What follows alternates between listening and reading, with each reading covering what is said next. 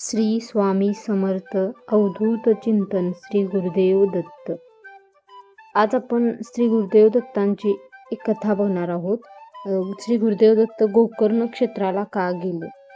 तर तुम्हाला जर माझा व्हिडिओ आवडला असेल तर प्लीज चॅनेलला सपोर्ट करा, लाईक करा, शेअर करा आणि कमेंट्स करा.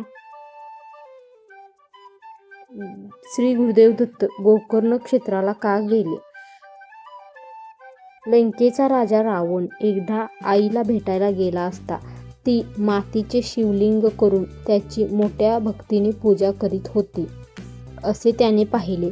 तिला नमस्कार करून तो म्हणाला, तू माझी आई म्हणवतेस आणि मातीचे शिवलिंग पूजतेस, या पूजेचे काय फळ. त्याची आई म्हणाली, लिंग पूजा केली म्हणजे कैलासपती प्राप्त होते. रावण म्हणाला, कैलासासह शंकराला लंकेत आणतो हा माझा निश्चय आहे. तू मातीचे लिंग का पूजतेस असे म्हणून रावण कैलास पर्वतावर गेला. आपल्या 20 हातांनी तो कैलास पर्वत हलवून उचलू लागला. पार्वती शंकराला म्हणाली, याचा प्रतिकार करा. मग शंकराने त्याला डाव्या हाताने पर्वताच्या तळात दडपले.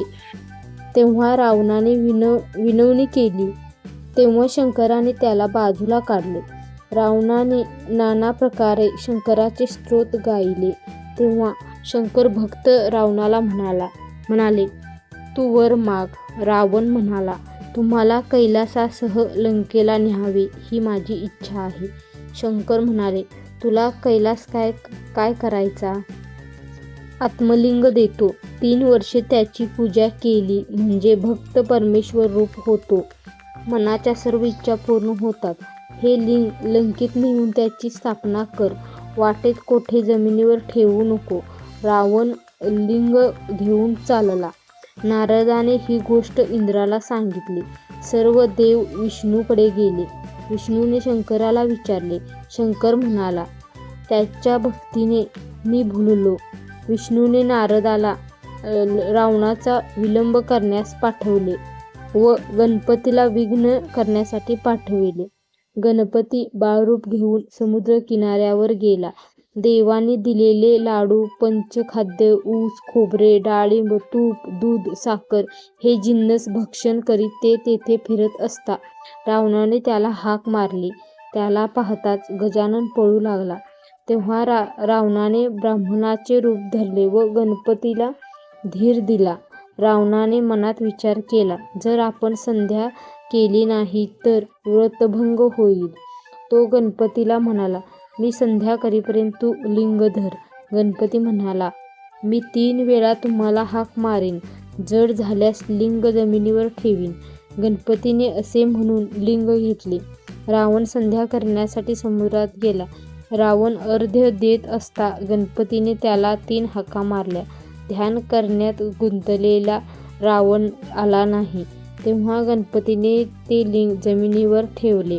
सर्व देवाने पुष्पवृष्टी केली. रावणाने लिंग उचलण्याचा पुष्कळ प्रयत्न केला. त्यामुळे ते आत्मलिंग गोकर्णाकार झाले. हेच गोकर्ण क्षेत्र होय. या गोकर्ण क्षेत्राचा महिमा अपार आहे. इक्ष्वाकू वंशात मित्रसह राजा होता. त्याच्या हातून ब्रह्महत्येचे पातक झाले. त्याने अनेक तीर्थे केली, यज्ञ केले, तरी ब्रह्महत्येचे पातक नष्ट झाले नाही. राजा पुढे गौतम ऋषींना भेटला. तेव्हा ते म्हणाले, तुझे महापातक फेडण्यासाठी तू गोकर्ण क्षेत्रात जा. तेथे शंकराचे वास्तव्य आहे. इतर तीर्थांना जाऊनही या गोकर्ण क्षेत्रा वाचून मोक्ष नाही. या गोकर्ण क्षेत्राचे महात्म्य मी डोळ्याने पाहिले आहे. सौदामिनी ही ब्रह्मकुमारी आपल्या भयंकर पापाने चंडाळाच्या घरी जन्मली. ती काळी व आंधळी होती. पुढे तिला कोढ झाले. ती भिक्षा मागे. एकदा शिवरात्रीला भिक्षा न मिळाल्याने तिला उपवास घडला व तिच्या हातून नकळत